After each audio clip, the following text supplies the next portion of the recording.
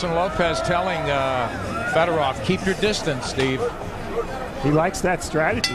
Except, how does Fedorov generate any offense from outside? He's the shorter guy. Well, I don't think he won round one, so the answer to your question, Nick, remains to be seen.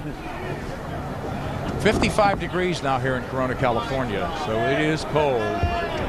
First week of October. Stuffing the jab is Perez, and that's what you heard him say in the corner.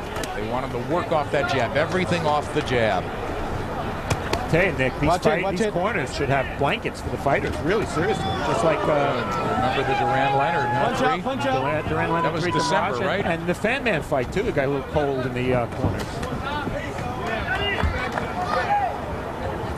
Fedorov, a lot of lateral movement side to side, but he's getting hit as Perez is tracking him down and gunning him down very well. There's that left. Keep watching that left. He loves that hook. There's the follow-up right. Punch out, and that numbed Fedorov a little bit. Fedorov getting beaten up here in the second round. He's just trying to avoid anything and not fighting, backing up. And there's those combinations as Perez continues to flip him with, and Fedorov clinching now. You just said the magic word, Nick, combinations. Every time that Perez has landed that right hand, there's been a left in front of it. Right. It's good to see him.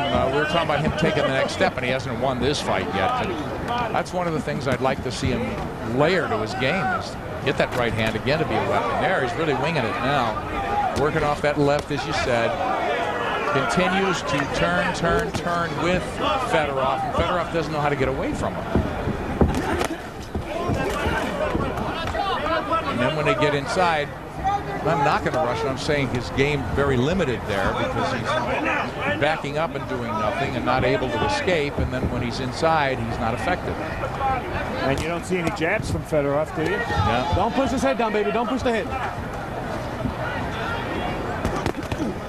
There's a combination, and on the way out, Perez tags him. Real key on the way out, that punching in between the whole bit. He's really letting his hands go nicely. No punch. Here we go. Box. If you're going to fight the way Fedorov's fighting, Nick, you have to try to make your opponent's aggressiveness work against him, and Fedorov's not doing that. When your backward movement is so exaggerated, you can't dig your feet into the ground to get any power. Matter of fact, you can't punch at all. He's more worried about moving.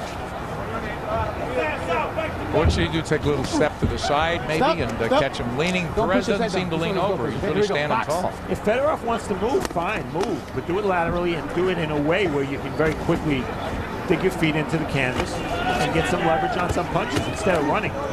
And there they trade shots, and Perez gets the better of the Russian there. Three-punch combination. Perez with that hook. 10 seconds. 10 segundos. Stop at the bell. After Fedorov.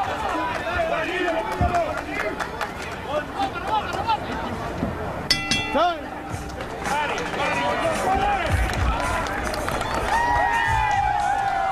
Siéntate, Johnny. Hey, Johnny, lo estás siguiendo. Johnny, keep going. Get a cut. Get a cut. Hey, quítame. Oh, no, it's big. Muévete al lado derecho. Move to your La right. derecha, okay? Keep moving to your right. You got to keep throwing the jab. Calmado, calmado. And calm. Stay calm. Calmado. Calm.